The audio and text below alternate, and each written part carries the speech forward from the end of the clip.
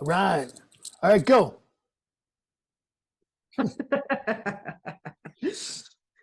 the whole thing. Action. Action.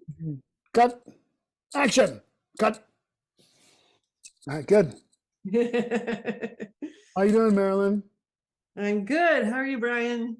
I feel pretty good now. Yeah. That's good. I'm glad to hear it. Mm-hmm. So here we are again. What were you going to say something? Is the mic- Yeah, I was going to say, hey. Oh, hey. What's up? Hey. We're here again, and we're going to talk about reincarnation and karma. Yes, we are. So let me ask you.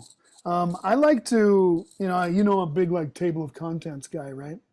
Yes, you are. Yeah, because I like to Me prepare too. my. 'Cause I Yeah, do that too. You'll see in most of my books. I do yeah, extensive tables of contents. I like that, and I like that you do that before each chapter, so you kind of prepare the listening, and then for me, there's things that I'm interested in from that table of contents. So I'm like, oh, okay, I get to listen to that. So then I'm like ready and prepared to dive in. And then when I'm in the listening, I soak things in more. As opposed to Yeah. like, what's this about? What's going to happen now? What's she going to talk about next? What am I going to eat for lunch? But when we prepare ourselves, and, this, I think for me anyways, then I'm more interested, intrigued, prepared, and ready to go. Yeah, for sure. Now, before I read a little table of contents, I was wondering if you can tell us what reincarnation is. I think a lot of people get confused by it because they complicate it more in their brains. They get caught up in a lot of different theologies of reincarnation. But I think what I would like to do is just simply state it from the simplicity of how it's been shown to me. And when I say the simplicity of it, that almost simplifies it too much because literally I'm talking about how it's been shown to me through literally thousands and thousands of experiences over the years. So it wasn't shown to me in just like one or two experiences. It was shown to me over years and years and years and years, decades, literally. But when you take that body of information that I was shown and you look at it with the hindsight, there is some simplified ways to understand it where you can break down the theologies that people get caught up in. So first of all, people get caught up in things like, oh, are we going to come back as animals?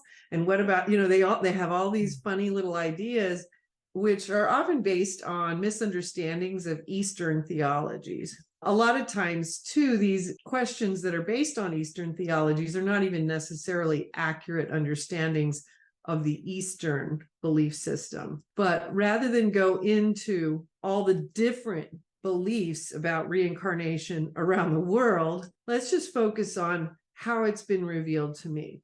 And that'll simplify it quite a bit for our viewers. So, and then as you go on about this, also why it's important.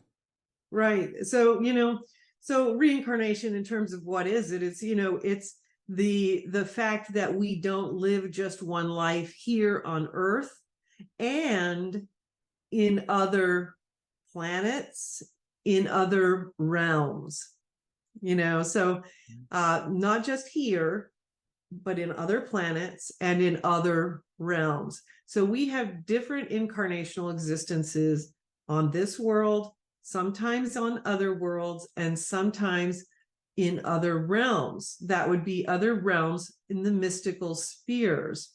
So we can go through incarnational existences as well in other spheres. I'm going to leave that at that right now, just because that can become a whole body of talk of its own. So we don't just have, the knowledge that we gain is not just based on this one lifetime. Reincarnation is the fact that we go back and we have lived many lifetimes.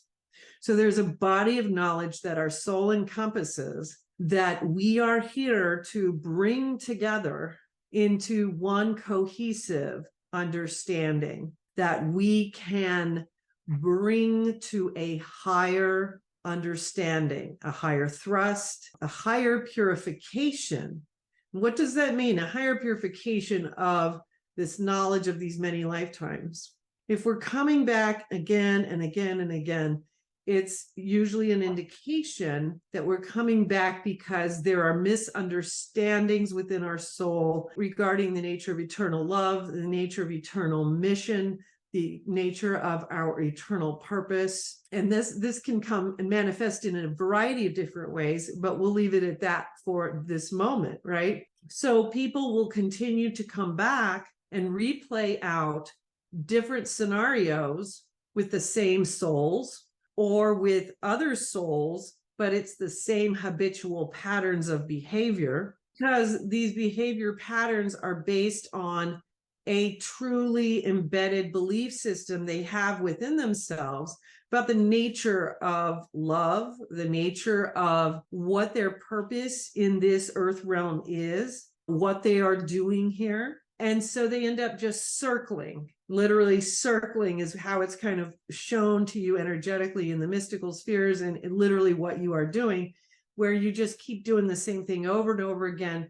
You're just coming in different lifetimes. You have a different scenario, you have a different culture, you have a different family. You may have some of the same souls around you, but you will do kind of the same pattern over and over again. Reincarnation is this continuing process of going through the same thing over and over again with the same souls, sometimes with other souls, because we do things with a lot of different souls. And then it's because of things that we are not getting, things we are not understanding spiritually, that we need to understand in order to graduate from this realm.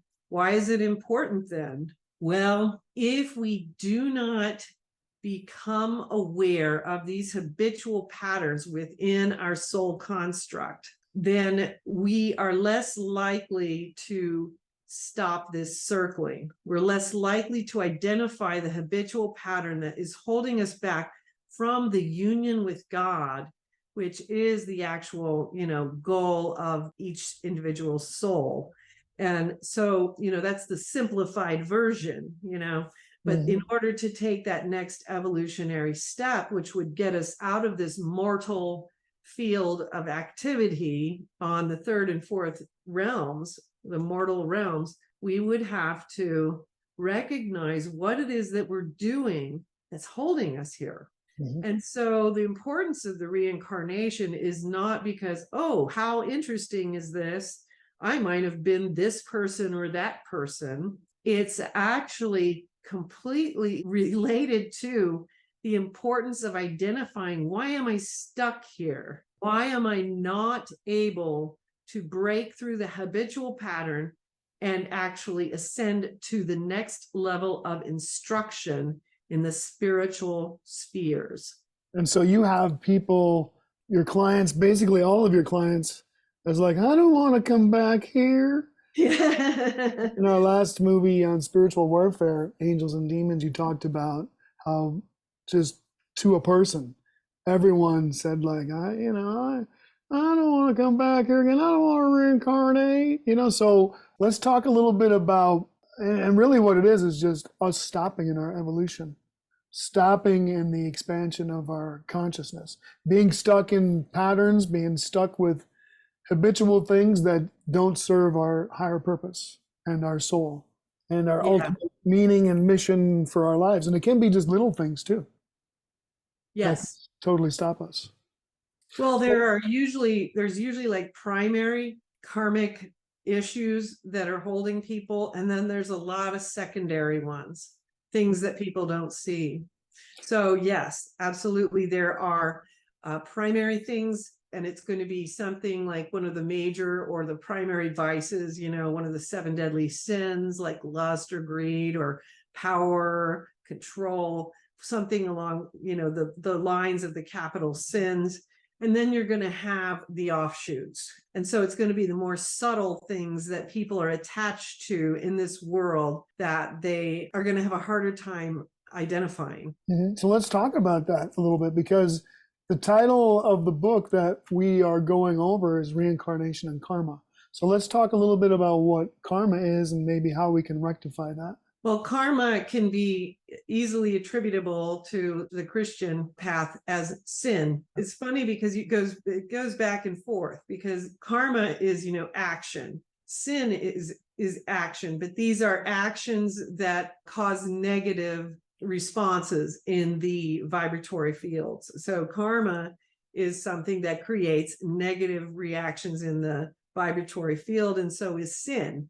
These are things that are negative karmas, negative sins. So that's why you have your vices, which are, the roots of both karma and sin, but you also have your virtues, which are the roots of the purification pathway, which is how a soul actually goes through the process of changing and altering that path. And one thing that I think is fascinating that a lot of people really, I think, don't realize, but would be very intrigued to see, is just how much this purification pathway is at the heart and core of every religious path.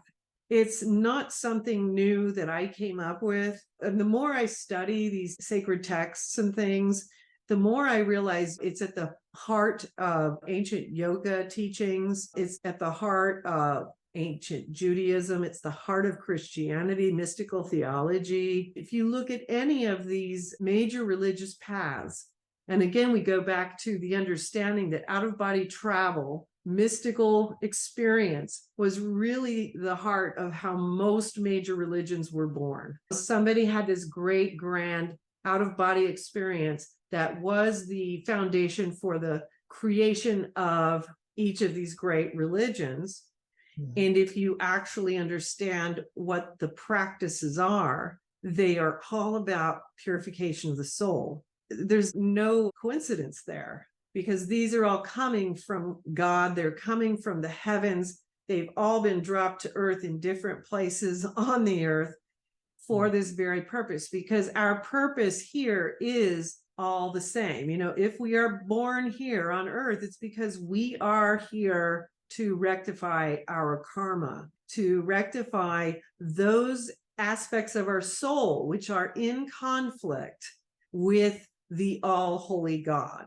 And this, when I say that, I can see, I can imagine some people hearing that and getting that negative reaction to it, rather than understanding what that means. It's like it's like how a magnet, if you have the magnet on the wrong side and two magnets trying to touch each other and they repel one another. It's not this nasty negative thing that people think of when religion this and religion that, and they don't accept people. And it's not that. It's that there is a natural attraction or aversion to energy that is part of just the natural interplay in the universe. And so if our goal personally is that we love God and we want to move closer to God, then we have to become more like him. And so then we become where we have to remove those things that make us less compatible to that. That's how we move closer to him. It's not because we're rejected. It's not because there's this negativity associated with it. It's actually because there is this understanding that the nature of energy is such that you move towards that which you become compatible to.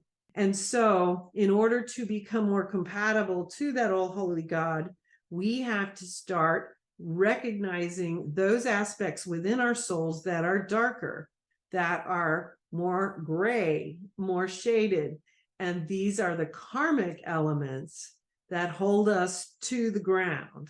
And these things, once we start recognizing them and liberating ourselves from them, we literally make it possible for our souls to literally fly. We make ourselves more compatible to that movement towards that goal. This is how the great masters of all those faiths found their way towards God. And just to be clear, for those who did not believe in reincarnation, it was a similar process. They just focused on the purification of the soul in this one incarnation. I mean, not to jump ahead too much, because we're going to basically be going deep into what you were just talking about. Later on in this work that we're going over on reincarnation and karma, you spoke about yourself as a soul that was in the grips of vice. And you were aware of what the vice was, but you couldn't stop doing it, and you thought that you were pitiful, or that you were beyond recourse, or you were just destined to keep doing that. And so I think often, because we're all the same way, like that, and we keep repeating this same thing, these same things that we know are not good for us, and we're really judgmental towards ourselves. We have this inner critic that criticizes ourselves, that's very closely related to this outer judger, where we judge other things, or Right. we're afraid of being judged by others. We're afraid of being judged by God because of our proclivities of sins that we all have as a prerequisite to be here on this planet. We all have it. We all have this vice grip of vices. And so sometimes, you just prefaced a moment ago that some people, they hear about this purification process and they're like, oh man, like I don't want to start on this. And I think part of it is like we're fearful of being judged for what we have and what our sins are, when God is just like infinite, ultimate, absolute consciousness, eternal consciousness, and knowing. There's a knowingness of every thoughts that we have, we aren't aware of, unconscious thoughts, impulses, things going on. God knows everything that's going on already, and knows our feelings about it and our fears about it. And so there's nothing that we're hiding. It's all revealed. And so part of this reincarnation process, and part of letting go of this karma, is to let go of all of the energy that we've had about it because of our sin, and just go like, yeah, you know what? I got it too. And man, I really have a hard time letting go of this. And I could really use some help to stop this karmic thrust within me that I can't seem to shake. It is said that the just man falls 7 times a day. So if a just man falls 7 times a day, and remember, Saint Joseph was called the just man. And so we know that Saint Joseph was considered this great holy saint, and he appeared with the Blessed Mother at Fatima with Saint Michael. We know that Saint Joseph is considered one of the holiest of saints. So Saint Joseph was a just man. So if the just man falls 7 times a day, we should not be surprised that we probably fall a lot more, right? Yeah. So we also know that God created us to be fallible, imperfect human beings. So he created us this way, knowing we would be. Mm-hmm. So none of these issues or facts are any surprise to him. He knew we were going to be fallible. He knew we were going to be flawed human beings, because he actually created us to be so. So we understand this. We also know there's a lot of revelations that tell us this, but I'll focus on the Divine Mercy revelation in the 1930s with Saint Faustina Kowalska. We also know from this one Divine Mercy revelation that Jesus said that his soul clamors and is clamoring to have his divine mercy spent and poured out upon all souls. Mm-hmm. So we know that God does not desire the judgment of us as imperfect human beings. He desires and clamors to throw out his mercies upon us. He also said in the same revelation that every soul, before they will go through the doors of judgment, they will be offered to go through the doors of my mercy first. And only souls who refuse to go through the doors of my mercy will go through the doors of judgment. And so we do it to ourselves. We absolutely do. And I completely agree that we all feel this way. Every person I've ever spoken to feels that no one is worse than them. We all share this same self-condemnation, and I share it too. I do it as myself. It's an interesting human thing that we do. It's like a block of shame and guilt that keeps us from feeling that divine mercy. It is a block, and it is a real fetter. In Buddhism, they would call it a fetter, a hindrance, because it prevents us from actually moving forward.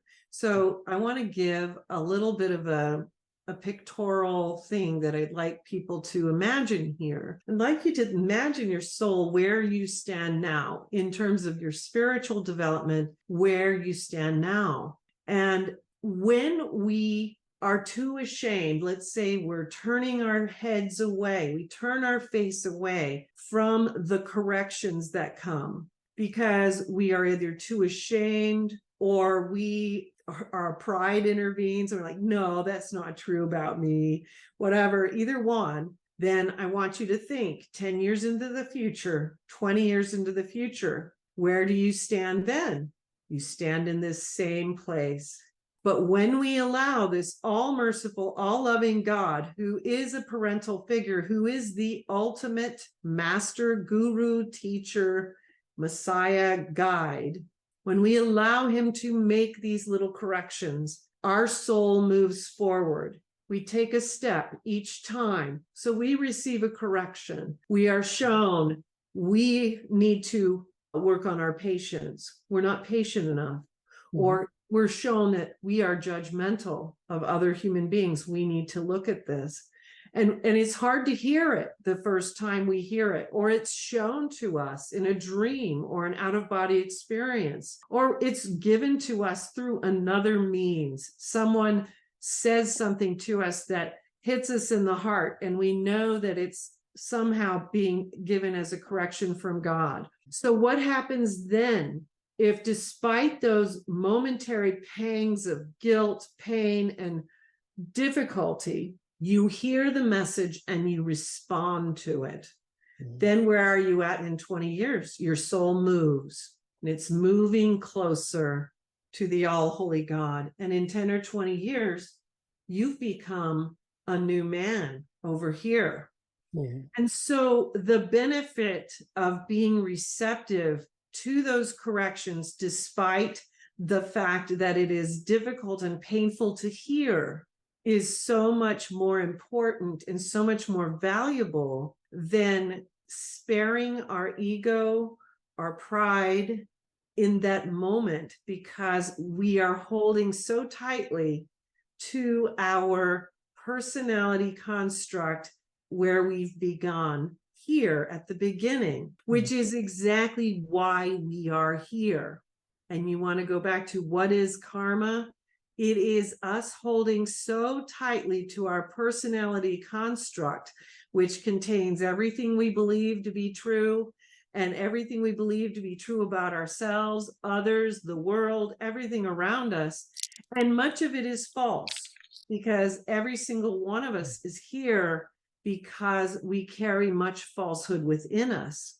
And so we keep coming back because we don't want to let that go. It's like we've incarnated this falsehood that we are so attached to, don't want to let it go no matter what, because it hurts so much to let it go.